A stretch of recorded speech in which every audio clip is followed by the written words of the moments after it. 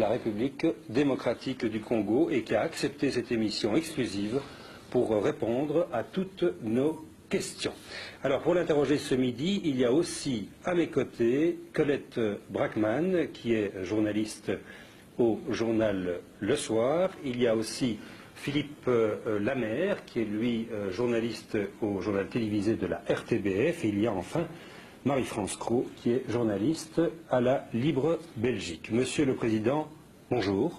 Bonjour, monsieur. Merci beaucoup d'avoir accepté de participer à cette émission. Je voudrais tout d'abord vous poser une question. À l'heure qu'il est, comment qualifiez-vous l'accueil de la Belgique que vous avez reçu jusqu'ici? Vous le qualifiez de froid, de tiède ou de chaleureux? De tiède. Alors, ça veut dire quoi, tiède? C'est-à-dire que les gens viennent d'apprendre à rencontrer un président qui a été tellement contesté ici, non dans son pays. Oui. Et cette tiédeur se fait voir même dans les entrées que j'avais. À la porte, j'ai trouvé toujours un groupuscule de petits criards congolais qui n'ont aucune réalité de leur pays et qui semblent me montrer l'atmosphère de ce que l'on attend de moi, c'est-à-dire un coupable qui n'a jamais commis un crime. Alors, Je vis ça. vous vivez ça. Nous allons tout de suite parler de deux faits, si vous le voulez bien, pour lesquels vous avez été fort contesté. C'est l'occasion d'en parler, de donner votre version des choses aussi. Nous parlerons après, bien sûr, de votre mode de gestion, de ce que vous voyez comme avenir pour le pays. Tout d'abord, deux faits pour lesquels, effectivement, on vous a fait des reproches. Premièrement, lors du démantèlement des camps Hutus il y a 2 ans, et lors de votre progression avec les soldats rwandais pour conquérir le pays, il y a, on peut discuter sur les chiffres, mais enfin il y a 180 000 à 200 000 personnes qui ont disparu. Alors, vous commandiez l'Alliance à ce moment-là, et vous avez déclaré cette semaine, je ne suis pas responsable, ce sont les soldats rwandais qui sont responsables de ces disparitions. Est-ce que ce n'est pas une explication un peu facile alors que vous étiez à la tête de l'Alliance? C'est pas du tout facile parce que d'abord, qui comptait les disparus? Ces camps étaient des camps qu'on appelle les forteresses, des camps de réarmement, des camps d'entraînement. Il y avait des armes dans ces camps. Et pendant toute cette période-là, les ONG qui travaillaient là-bas étaient impliqués dans le trafic des armes. Alors vous n'allez pas me dire, ce sont des Hutus réfugiés qui étaient dans ces camps-là. C'était des miliciens. Bon, ces miliciens se battaient, ils utilisaient ces armes pour faire quoi? D'abord les inquiétions dans leur pays. Et lorsque nous avons commencé la bataille pour la libération, ces armes étaient utilisées contre nous. Donc les camps, les soi-disant camps de réfugiés, n'étaient pas autre chose que des forteresses militaires. Alors, qui veut poser une question sur ce point? Oui, Monsieur le Président, les Nations Unies ont désigné une commission d'enquête. Cette commission d'enquête a eu certaines difficultés pour travailler dans votre pays. C'est sans doute de là que découle un des aspects où certains mécontentements de la communauté internationale ou certaines brouilles entre la communauté internationale et surtout certains pays occidentaux et votre régime. Alors, qui est-ce qui a mis des bâtons dans les roues de cette commission d'enquête? Est-ce certains membres de votre gouvernement, M. Mbaya était en charge du dossier à l'époque, ou bien est-ce que c'est à la demande de vos anciens alliés, les Rwandais? Eh bien, messieurs, je vais tout simplement dire d'abord que c'est nous qui avions invité la commission d'enquête. Là, c'est une précision. On ne pouvait donc pas mettre de bâton dans les roues à nos invités. Et cette commission d'enquête, avant qu'elle vienne, il faut voir un peu la genèse. Pourquoi est-elle venue? C'est après des accusations non fondées des massacres commis par nos troupes à nous. Mais ce massacre n'avait pas encore eu lieu pendant ce temps-là. Parce que tout simplement, dans cette région là-bas, les massacres avaient commencé en 1993, loin de notre avènement au pouvoir. Loin même de l'action libératrice de l'AFDEL. Et puis, il y a eu des morts de choléra dans ce coin-là. 45 000 hommes, femmes, enfants, sont morts de choléra. Et tout cela, on les a vus de terre pour nous présenter comme des criminels, des gens qui ont massacré tout ce monde-là. Alors nous n'avions même pas besoin de mettre des bâtons dans les roues de la commission parce que nous n'étions responsables de rien. Nous voulions éclaircir. La commission est venue, disant que les massacres ont eu lieu à l'Est. Et nous avons dit, nous avons tout préparé pour que vous alliez à l'Est. La commission a refusé d'aller à l'Est et a demandé d'aller à l'Ouest. Et nous étions étonnés. Tout le monde claironnait que les massacres ont eu lieu à l'Est du pays. Alors, à notre grande surprise, et j'espère à la surprise générale des médias, la commission avait refusé d'aller à l'Est, exigé d'aller à l'Ouest. C'est ce que nous avons accepté par après. Oui, Marie Franco. Monsieur le Président, les massacres qui avaient eu lieu à Mbandaka étaient plus récents. C'est les raisons pour lesquelles la commission d'enquête voulait se rendre dans cette région-là. Par ailleurs, le front nord de l'armée de libération que vous aviez dirigé était très précisément dirigé à l'époque des massacres par votre fils. Est-ce que ça a joué un rôle dans le fait que vous ayez refusé ou que votre gouvernement a refusé l'enquête? Mon fils a dirigé les fronts nord pour la libération de la ville de Kisangani. Et c'est ça, vous l'avez vu passer à la télévision, etc. Mais ce n'était pas pour aller massacrer. Il n'y avait pas de Hutu dans la ville de Kisangani. On a venu massacrer. Les gens qui étaient là pour nourrir les réfugiés qui arrivaient de l'Est disent qu'il y a eu des massacres, qu'on a attaqué les camps de réfugiés. Par qui? Pas par nos troupes, par les troupes congolaises.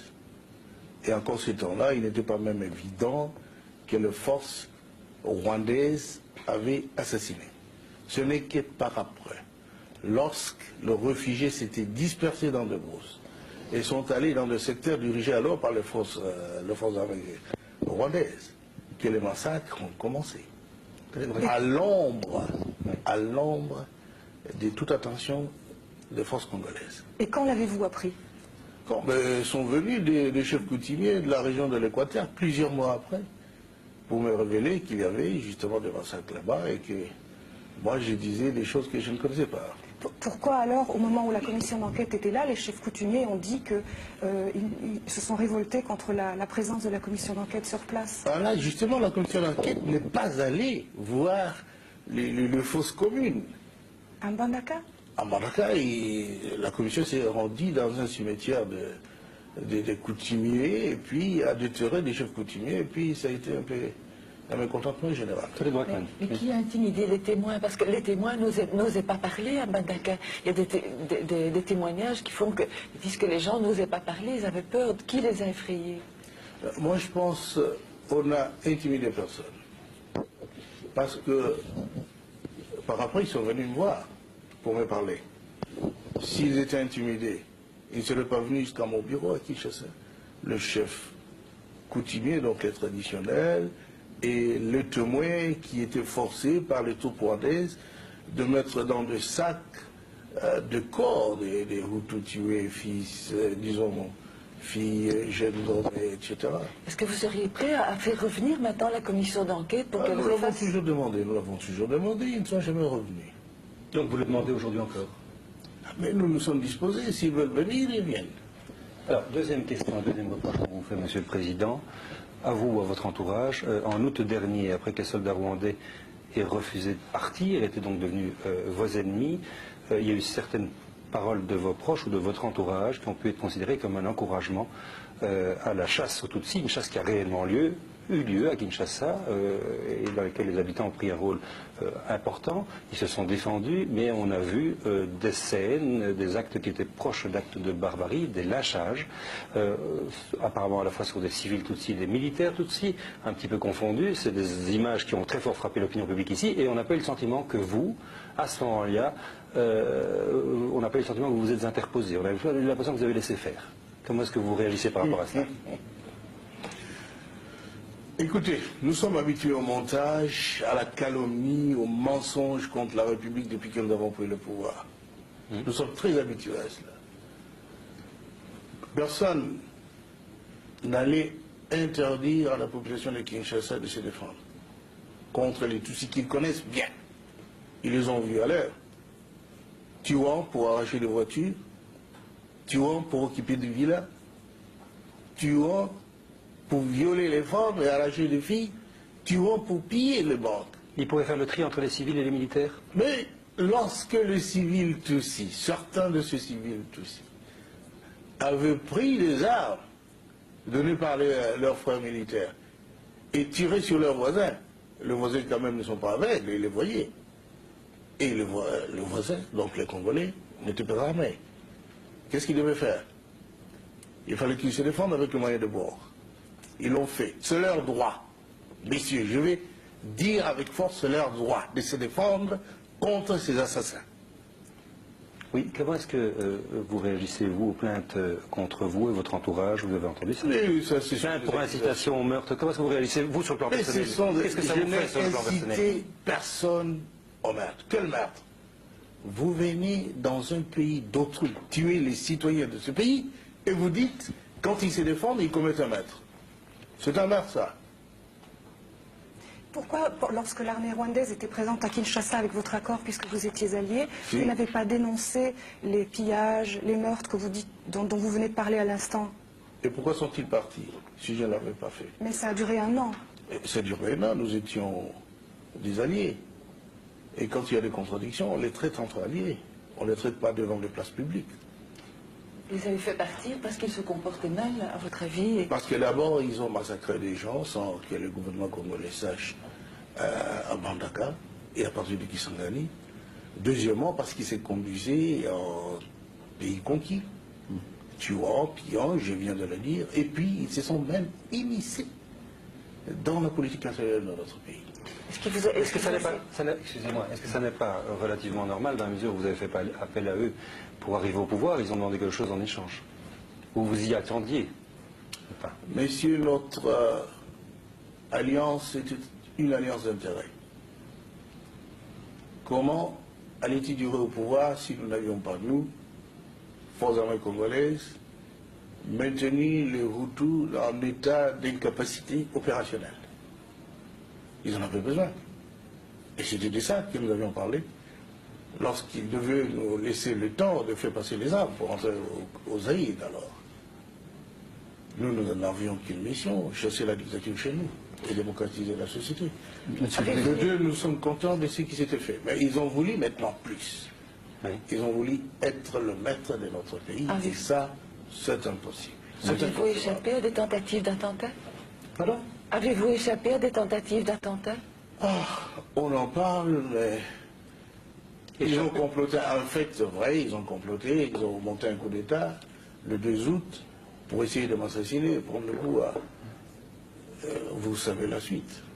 Monsieur le Président, depuis ce lundi, il y a une plainte qui a été déposée contre vous, en Belgique, mais également en France, contre vous et contre certains membres de votre entourage, pour crimes contre l'humanité. Comment réagissez-vous et vous sentez-vous menacé? Écoutez, c'est de l'amusement. Hein. Crime contre l'humanité. Qui avions-nous tué? Et moi et mon entourage. Nous n'avons tué personne. Mais il faut le prouver. Mais le 25 août, par exemple, vous avez lancé un appel à la radio demandant à la population de prendre les flèches, les lances pour se battre. Et vous avez dit, sinon nous allons être l'esclave des Tutsis. Est-ce que vous ne considérez pas que cet appel a incité la population à s'en prendre à des civils Tutsis, notamment des femmes et des hommes qui n'avaient rien à voir avec la guerre? Madame, je ne suis pas forcé de vous dire qu'il ne faut pas croire que notre peuple est si naïf pour laisser les esclavagistes venir l'égorger, les soumettre à des exactions que notre peuple connaît tellement, parce que voisin des Tutsis et des Hutus. Et vous vouliez que le peuple congolais ne défende pas par l'appel de son chef, son territoire, sa vie. Qu'est-ce que c'est pour un pays? Même chez vous ici en Europe, on a fait des appels pour vous défendre contre les nazismes. Et alors, vous voulez que les Congolais laissent venir d'autres nazistes, d'autres racistes, les occuper et qui ne se battent pas parce qu'ils n'ont pas d'armes? Ils veulent utiliser le flèche et tous les moyens qui se trouvent dans leurs mains. Et ils l'ont fait. Est-ce que ça veut dire que lorsque vous êtes alliés avec les Rwandais au début de la guerre de libération, vous avez fait preuve de naïveté si vous ne saviez pas qu'ils étaient comme ça, puisque maintenant vous dites qu'on sait bien qu'ils sont comme ça? La question, est-ce que vous avez mal choisi? Est-ce que vous avez mal choisi vos alliés? Nous n'avons pas mal choisi les alliés. Dans la politique, il y a la tactique. Et puis, c'est momentané, les alliances, parfois. Et lorsque ça tourne mal, chacun a intérêt, son intérêt de son côté, parce qu'il sait pourquoi il a fait alliance. Je n'ai pas mal choisi mes alliés, parce que c'était un bon choix. Ce sont les alliés qui ont tourné Kazakh. Justement. Et non, non. Oui, Madame Rack.